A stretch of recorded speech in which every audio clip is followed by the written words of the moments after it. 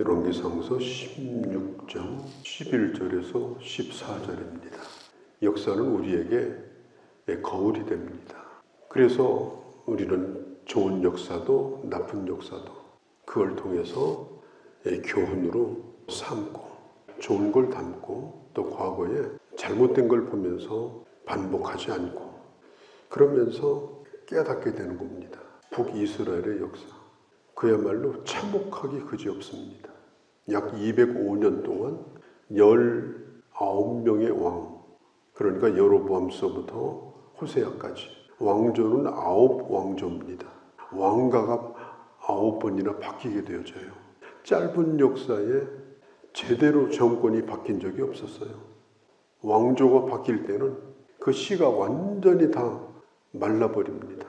그리고 새로운 왕조가 또 세워지게 되죠. 그런 일이 반복해서 일어나는 거예요. 우리는 위험한 데를 잘 가지 않잖아요. 위험한 일도 하지 않습니다. 가장 위험한 게 뭐냐? 하나님과의 관계가 깨지는 겁니다. 하나님과의 관계가 멀어지는 겁니다. 우리가 이 세상에서 겪는 어떤 일이랄지라도 그것이 하나님과의 관계가 멀어지는 일이 되지 않도록 해야 됩니다. 좋은 일도 마찬가지고 나쁜 일도 마찬가지입니다.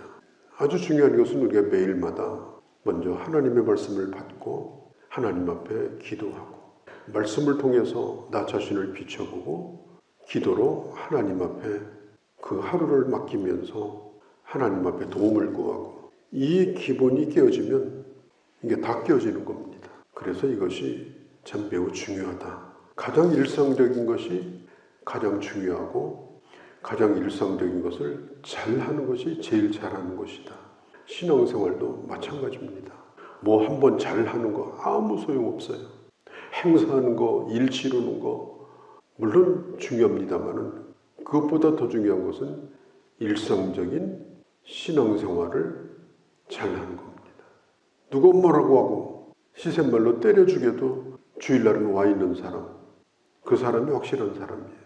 어떤 이유든지 어떤 문제든지 그건 이유가 될 수가 없습니다. 왜? 그것은 내가 숨을 쉬는 것만큼 중요하기 때문입니다. 북이스라엘은 여로보암으로부터 시작이 되죠. 여로보암에서 나답으로 이어지게 되죠. 그런데 부하였던 바아사가 반역을 일으켜가지고 여로보암의 가족, 나답의 가족들을 한 명도 빼놓지 않고 다 죽이고 왕이 됩니다. 이 바아사가 이제 왕이 되자 예후 선지자가 와가지고 책망을 합니다. 이 예후 선지자는 남유다 북이스라엘을 오가면서 예언을 했던 사람이고 남유다의 여호사밧 왕에게도 역대하 19장에 보면은 예언을 했던 선지자입니다. 이 여로보암의 아들인 이 나답을 죽이고 반란을 일으켜서 스스로 왕이 된 사람이에요. 그런데 성경에 보면은 이 바아사에 대하여 뭐라고 얘기를 하는가 하면 흙과 같은 너를 하나님이 세우셨다. 하나님께서는 그가 악한 자랄지라도 정권을 잡았을 때 하나님께서는 잘하기를 원합니다. 흙과 같은 너를 내가 왕으로 세우지 않았느냐. 그런데 네가 나를 버렸다. 여로보암, 나답 그들이 했던 일을 그대로 또 따라서 합니다. 그 집안을 완전히 없애버렸는데도 여로보암의 길을 떠나지 않고 그대로 하고 있는 거예요. 그래서 결국은 이 바아사의 집안도 망하게 됩니다.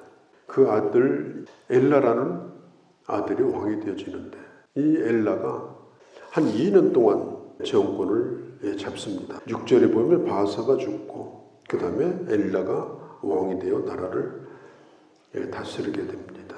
그런데 어느 날 이 엘라가 이제 잔치를 하고 있는데 그때에 그 병거의 절반을 책임지고 있는 지휘관인 시므리라고 하는 사람이 반역을 일으키게 되어집니다. 그래서 엘라도 북이스라엘 4대 왕으로 자기 아버지 바아사의 뒤를 이어서 왕이 된 다음에 2년 만에 짧은 기간 동안에 끝이 나버리고 맙니다. 이 시므리가 왕이 되었어요. 그런데 시므리도 이 왕이 될 수 있는 그런 자격이 있는 게 아니에요. 자기가 그냥 왕 죽이고 그 씨를 다 말려버리고 그리고 왕이 됐습니다. 백성들이 이 시므리를 인정하지 않습니다. 그래서 7일 만에 시므리가 죽어요. 7일 전나. 그때 누가 나타나는가 하면 오므리라는 사람이 나타납니다. 그 오므리의 아들이 그 유명한 아합 왕이에요. 북이스라엘 역사를 보면 엄청나게 복잡해요. 이게 지금 우리 현실 역사잖아요. 지금 뭐 정권 보세요. 누가 대표가 되느냐, 누가 지금 뭐 다음 대통령이 되냐, 계속해서 정권 다툼. 결국 뭐냐면 권력 잡는 거예요. 자기가 권력 잡는 거. 수단 방법을 안 가리고 지금 그게 우리가 눈으로 보고 있는 정치판이에요. 성경의 역사나 오늘 우리가 겪고 있는 이 정치판이나 틀린 거 하나도 없습니다.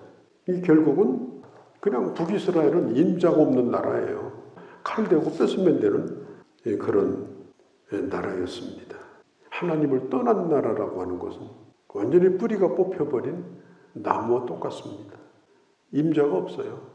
그냥 뭐 자기가 다 왕이 되는 거예요. 자기가 다 왕이 되고 싶어 해요. 나라가 그렇다면 어떻게 되겠습니까? 큰일이죠. 사사기 시대도 왕이 없으므로 자기 속에는 옳은 대로 했다고 했는데 왕 대신 하나님은 우리는 인정합니다. 그리고 가정에는 부모의 권위를 인정합니다. 교회에서도 하나님이 세우신 권위를 인정합니다. 그렇게 해야 하나님이 세우신 질서가 유지가 됩니다. 하나님의 뜻을 이룰 수가 있습니다. 하나님이 지켜주지 않으면 그 나라가 어떻게 되는가? 바로 이 북이스라엘처럼 되는 거예요. 오늘 종교를 기념하는 날인데 우리가 타종교지만 우상 섬기는 일이죠. 아무런 의미가 없는 일이죠. 그냥 좋은 가르침입니다.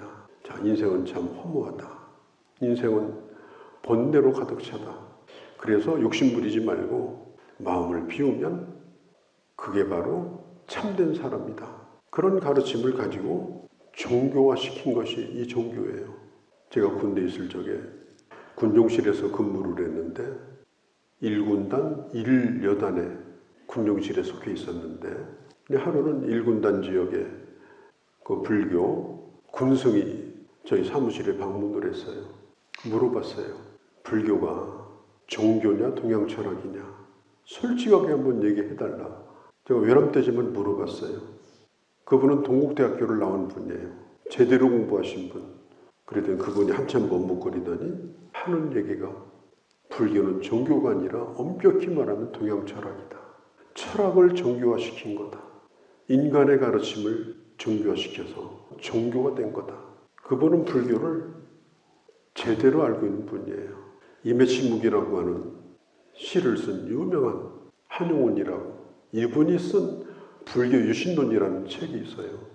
불교가 개혁을 일으키려면 불교는 우상 종교가 되면 안 된다. 그런데 지금 다 그걸 하고 있잖아요. 어마어마한 우상을 만들어 놓고 불교 국가가 아닌데도 쉬는 날이 된 거예요. 성탄절은 기독교 명절이 아니라 그냥 세계적인 그냥 명절입니다. 기독교 명절이라고 보기가 어려운 거예요. 이 헛된 것, 이 헛된 이 우상이 이게 인간을 병들게 만드는 거예요. 오늘 이 왕조들이 오래가지 못하고 전부 끝나는 이유가 뭐냐? 바로 헛된 우상에 빠지기 때문이다. 낮은 자가 높은 자를 섬겨야 되죠. 그런데 하나님께서 인간을 가장 높은 곳에 두셨어요. 하나님의 형상을 따라서 가장 존귀한 자로. 하나님 외에 인간보다 높은 존재가 없어요. 돌멩이를 깎아서 나무를 깎아서 갖다가 절하는 것은 이 하나님의 창조의 질서를 완전히 뒤집어 버리는 일이에요. 우리나라는 다종교 국가입니다. 그래서 다종교를 다 인정을 하고 그리고 종교 전쟁이 없었던 나라예요. 우리나라는. 종교끼리 그렇게 친하진 않지만 적어도 싸우고 지내지는 않습니다. 이건 우리나라의 매우 좋은 전통이죠. 그렇지만은 우리가 우상을 섬기는 이 민족을 위해서 우리가 하나님 앞에 정말 기도하는 자들이 되어야 합니다. 지금 기독교 인구가 우리나라 전체 인구의 약 15%에서 18%밖에 안 됩니다. 85%가 다 예수 안 믿는 사람들이에요. 우리나라는 기독교 국가가 아닙니다. 교회가 많아도. 기독교 국가인 것처럼 큰 소리 칠 수 있는 나라는 아니에요. 그러나 중요한 것은 정말 이 민족이 하나님 앞에 돌아오도록 교회가 복음 위에 바로 서서, 교회는 가장 중요한 게 복음이에요. 복음 외에 어떤 것도 다 비본질적인 겁니다. 본질이 아니에요. 복음만이 중요한 겁니다. 말씀만이 중요한 것입니다. 더욱더 복음 안에 굳건히 서서 우리가 민족을 복음화하는 일을 다시 시작하는, 우리가 매우 중요한 때에 우리가 코로나 이후에 와 있지 않는가, 이런 생각을 해보기도 합니다. 오늘날은 눈에 보이는 우상은 없습니다만은 골로새서 3장 5절 말씀처럼 탐심이 우상이라. 인간은 끊임없는 욕심, 예수 믿어도 아주 욕심 덩어리가 기름기 끼듯이 믿음을 다 잡아 먹어버렸어요. 정신 차리고 예수 믿는 것뿐이지 그냥 욕심으로 사는 거예요. 탐욕으로. 어떻게 보면 다 우상 숭배자들이에요. 우리. 그래서 순간순간 하나님보다 자기 자존심, 하나님보다 자기 입장, 이걸 내세우면서 주님을 안타깝게 만드는 이런 일들이 얼마나 많습니까? 우리가 이런 때에 내 안에 우상은 없는가? 다시 한번 우리가 내 자신을 바라보는 그런 시간도 좀 가져야 되는 것입니다. 7일 천하로 끝났던 시므리 같은 사람도 일주일 시간 보내는 거 잠깐이잖아요. 어디 놀러 갔다 와도 되는 시간인데 성경은 그 일주일간에 대해서 철저히 평가를 합니다. 길게 살든 짧게 살든 간에 자기가 산 인생, 어떻게 보면 몇 년 살았냐가 아니라 며칠 단위로 우리가 하나님의 평가를 받는 그런 삶을 사는 그런 인생이 아닌가, 그런 생각도 오늘 해보게 되어집니다. 우리가 하루하루 산다는 게 지금 얼마나 중요하냐.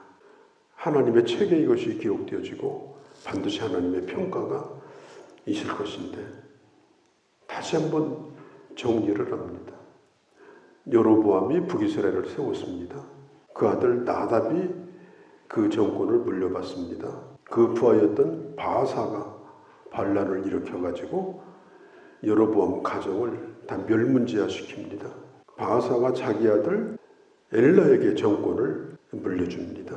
그런데 엘라도 그의 부하였던 시므리에게 결국 죽음을 당하게 됩니다. 그런데 이 시므리는 잠깐 동안 왕이 돼요.